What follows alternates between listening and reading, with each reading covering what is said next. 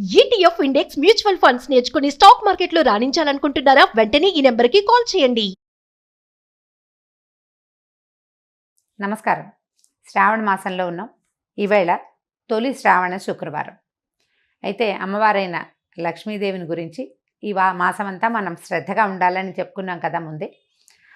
అమ్మవారి జననం, లక్ష్మీదేవి పుట్టుకను గురించిన కథను చెప్పుకుందాం. లక్ష్మీదేవి భృగు మహర్షి యొక్క కుమార్తె. భృగువు బ్రహ్మమానస పుత్రుడు.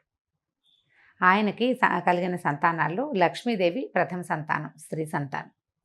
అయితే అందుకని మనం అమ్మవారిని భార్గవి అనే నామధేయంతో కొలుస్తాం.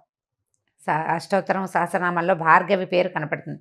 భృగు నందన ఆవిడ ఒక కల్పంలో జరిగిందనమాట ఇది. అంటే మన ప్రతి కల్పంలోనూ కొంచెం తేడాలు జరుగుతుంటే ఓ కల్పంలో ఈవిడ భృగు మహర్షికి కూతురుగా జన్మించింది. అప్పుడు ఆవిడని శ్రీ మహావిష్ణువుకి ఇచ్చి వివాహం చేశారట. తర్వాత కాలంలో, అంటే తర్వాత మన్వంతరంలో లక్ష్మీదేవి విష్ణువుతో ఉండగానే ఆమె సమృద్ధికి సూచన అని, ఆమె వల్లే ధనధాన్యాభివృద్ధి జరుగుతుందని తెలుసుకున్నారు ప్రజలు అప్పటికే. అయితే తర్వాత కాలంలో ఒకనాడు దూర్వాస మహాముని వైకుంఠానికి వచ్చాడు లక్ష్మీనారాయణలను సేవించడానికి.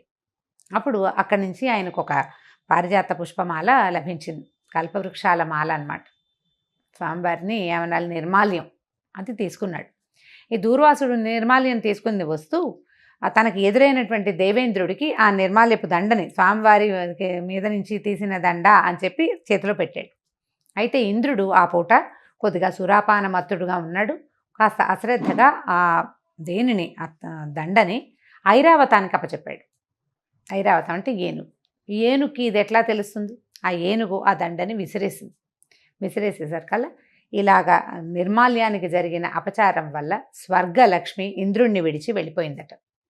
ఇప్పుడు స్వర్గంలో ఉన్న వైభవం అంతా లక్ష్మీ వైభవమే కదా, దాంతో స్వర్గలక్ష్మి విడిపోయింది. ఆ తర్వాత కాలంలో ఏం జరిగిందంటే, దానవులు స్వర్గం మీదకి దండెత్తి వచ్చాక చాలా మహాసంగ్రామం జరిగింది. ఆల్రెడీ ఇంద్రుడు చేసున్నటువంటి ఈ రకమైన దైవాపరాధం వల్ల అతను ఓడిపోయాడు. దానవులు గెలిచారు. ఆ తర్వాత ఇంద్రాది దేవతలంతా కలిసి విష్ణుమూర్తిని శరణ్ వేడారు. ముందు బ్రహ్మదేవుడి దగ్గరికి వెళ్ళారు. నుంచి విష్ణుమూర్తి దగ్గరికి వెళ్తే విష్ణువు ఏం చెప్పాడంటే, నువ్వు దైవాపరాధన చేయటం వల్ల లక్ష్మి కోపించింది, ఆమె నిన్ను వదిలి వెళ్ళిపోయింది. నిన్నే కాదు, వైకుంఠ లక్ష్మి కూడా వెళ్ళిపోయింది, ఆమె ఇక్కడ కూడా లేదు. నీ వల్ల మనం అందరము నష్టపోయాము. కాబట్టి లక్ష్మిని సాధించేందుకు ఒక మార్గం చూసుకోండి, ఒక మార్గం చూడాలని చెప్పాడు. అదే సమయంలో ఈ దానవులంతా మృత సంజీవని విద్యతోటి వాళ్ళు బతికిపోవటము, వాళ్ళు వరగర్వాలతో శక్తివంతులుగా ఉండటము, వీటన్నిటి మీద ఆలోచించి అమృతాన్ని సాధించాలి, దాంతోపాటు లక్ష్మీదేవిని కూడా సాధించుకోవాలని ప్రయత్నం చేసి దేవదానవులు ఇద్దరూ కలిసి అమృత మథనం కోసం ప్రయత్నం చేశారు. బ్రహ్మదేవుడు వీళ్ళకి లక్ష్మీదేవి కూడా అవసరమైనప్పటికీ అమృతం కోసం మీరు కూడా సాయపడండి అని దానవుల్ని కూడా వీళ్ళతోటి కలిపారు. దేవతలు దానవులు కలిసి క్షీరసాగర మథనం చేశారు. ఈ పాల కడలిని చిలకటము. ఇప్పుడు ఇది నిజంగా జరిగిందా ఇలాంటివి అని ప్రశ్నిస్తే లాభం లేదండి.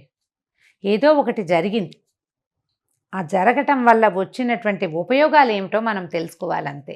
ఇవి పురాణ గాథలు, ఇవి నిజం అవునా కాదా అనే ప్రశ్నల కంటే కూడా దాని తర్వాత జరిగిన ఫలితం ఏమిటి అనేది, దానివల్ల మనం ఏం తెలుసుకుంటున్నాము.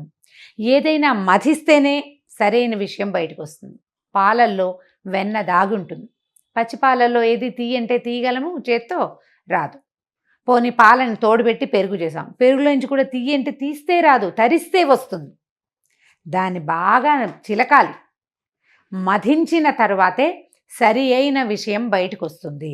ఈ విషయం మనకి క్షీరసాగర మథనం కథ ద్వారానే మనకి పురాణాలు తెలియజేస్తాయండి. పురాణాల్లో తెలియజేసిన ప్రతి విషయానికి సూచన ఇంకొకటి ఉంటుంది. మనం కథ వినేసి వదిలిపెట్టకూడదు. ఏం సూచించారు? మనకొక సమస్య వచ్చింది, అది తీరట్లేదు, ఎవరో వచ్చి మనకు సహాయం చెయ్యరు. మనం ఏం చేయాలి? సమస్య తీరటానికి ముందు దాని మూలానికి వెళ్ళాలి. దేనివల్ల ఈ సమస్య వచ్చిందో మొదట ఆలోచించాలి. అప్పుడు ఈ సమస్య తీరటం కోసం మనం ఏం చేయాలో కూడా ఆలోచించాలి, ఏం చెయ్యకూడదో కూడా ఆలోచించాలి. ఈ ఆలోచించిన తర్వాత దీన్ని ఇంప్లిమెంట్ చేయాలి. ఇంప్లిమెంటేషన్ కూడా మనం ఆలోచించాలి కదా. ఇదంతా ఎక్కడ జరిగింది? ఇది మథనం అంతా బ్రెయిన్లో మేధోమథనం జరుగుతుంది. ప్రతి విషయం మీద కూడా మనం ఆలోచించే పని చేయాలి. ప్రతి దానికి మథనము అవసరము. ఏ శుభమైన కార్యక్రమం జరగాలన్నా, ఏ సరి అయిన పని జరగాలన్నా, అసలు ఒక అవుట్పుట్ అంటూ కావాలి అంటే దానికి మథనం ముఖ్యమైనది. నేను ఇక్కడి నుంచి లేచి అక్కడికి వెళ్ళి అది తీయాలి అంటే అదేదో క్యాజువల్ విషయంలో ఉంటుందండి. బ్రెయిన్ దానికి చాలా ఆలోచిస్తుంది. బోల్డంత క్రియ జరగాలి. నాకు ఊహ రావాలి. నాకు ఊహ అంటే నా కన్ను ఒక వస్తువుని చూడాలి, ఆ వస్తువు చూశానని కన్ను వెళ్ళి బ్రెయిన్కి చెప్పాలి, అది నీకు ఉపయోగపడుతుంది అని బ్రెయిన్ ఆలోచించుకోవాలి. అప్పుడు బ్రెయిన్ కళ్ళకి చేతులకి కూడా చెప్పి, దాంతోపాటు కాళ్ళకి చెప్పి, ఓ కాలు నువ్వు నడిచెళ్ళు, ఓ చెయ్యి నువ్వు దాన్ని పట్టుకో, ఓ కన్ను నువ్వు దాన్నే చూడు అని వీళ్ళ ముగ్గురికి చెప్పాలి. ఎంత కార్యక్రమం, చాలా పెద్దది. కానీ మనకు తెలియదు. అది చాలా క్యాజువల్గా అనుకుంటాం. చాలా అసలు సహజంగా అంటే అసంకల్పిత ప్రతీకార చర్యలాగా జరిగిపోయిందని భావిస్తాం మనం, కానీ జరగదు. చాలా కావాలి. ఈ నాలుగిట్లో ఏది బ్రెయిను, కన్ను, చెయ్యి, కాలులో దేనికి ఏ నాలుగిట్లలో ఏదైనా ఒక సింక్రనైజేషన్ తప్పింది అనుకోండి, పని అవదే. ఇక్కడి నుంచి వెళ్ళి పక్కనున్న మంచినీళ్ళ బాటిల్ కూడా తీసుకోలేం మనం. ఈ 4 ఒకే లైన్లో పనిచేయాలి. ఈ ముందున్న బయటున్న బాహ్యేంద్రియాల కన్ను, చెయ్యి, కాలుని పనిచేయించాలంటే బ్రెయిన్లో ఒక మథనం జరగాలి. ఒక చిన్నది కవ్వం పెట్టి చిలకాలి. అది ఆ చిలుకుడు వల్లే పనులు అవుతాయి. అన్నం వండాలి, ఎంత ఉంది, బృహత్తర కార్యక్రమం కాదు. అది చాలా సింపుల్గా చేస్తాం మనం. ఆ బృహత్తర కార్యక్రమానికి మనం లోపల మేధోమథనం జరుగుతుంది. మథనం జరగటం వల్లే మంచి విషయాలు బయటకు వస్తాయి. కొన్ని ఏదైనా ఒక విషయం మంచిగా, చెడు కూడా వస్తుంది దాంతోపాటు. బాగా ఆలోచించి ప్లాన్ చేసి పక్కవాడిని మోసం చేస్తారు. ఆలోచించి ప్లాన్ చేస్తేనే ఏటీఎం కొల్లగొట్టగలుగుతారు. ఆలోచించాలి కదా. అలాంటి మథనమే ఇప్పుడు జరిగింది, క్షీరసాగర మథనం.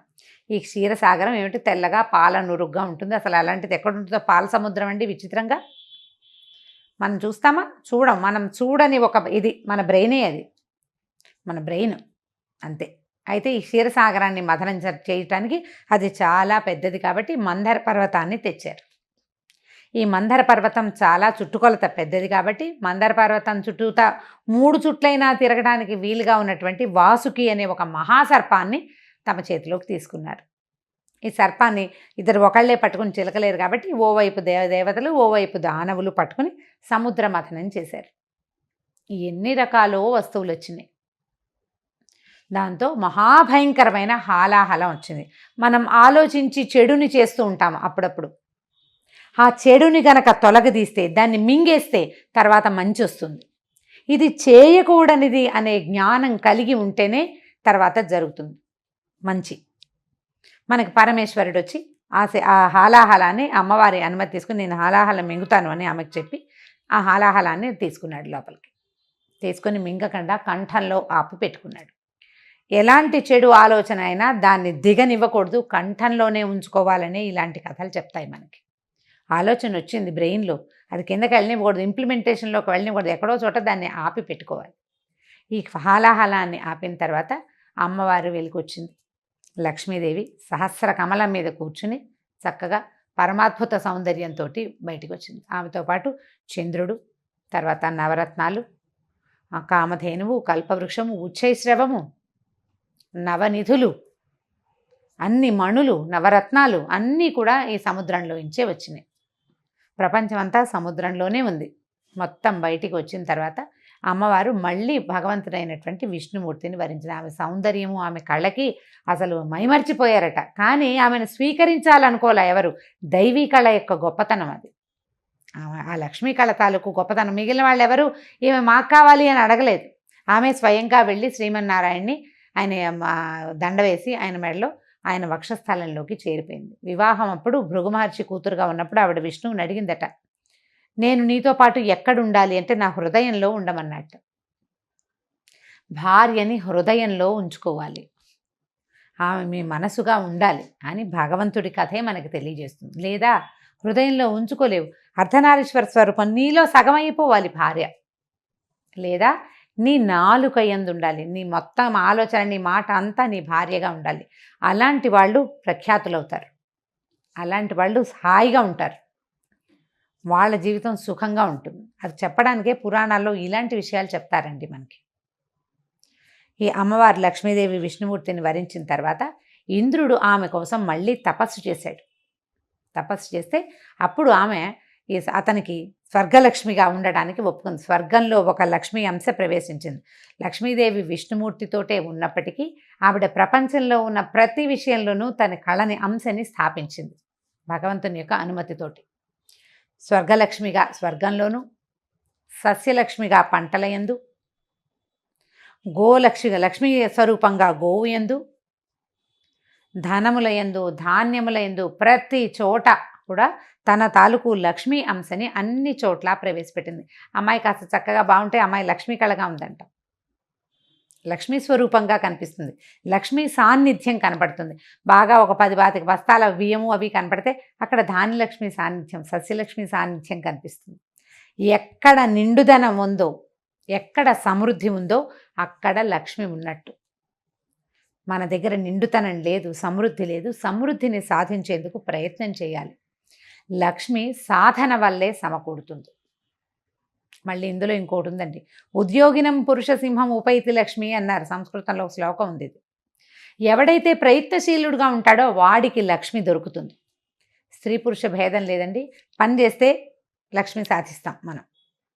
ఏదైనా సరే అన్ని రకాల లక్ష్ములని, విద్యాలక్ష్మిని, జ్ఞానలక్ష్మిని, ధైర్యలక్ష్మి, సాహసలక్ష్మిని కూడాను ప్రయత్నమే చేయాలి.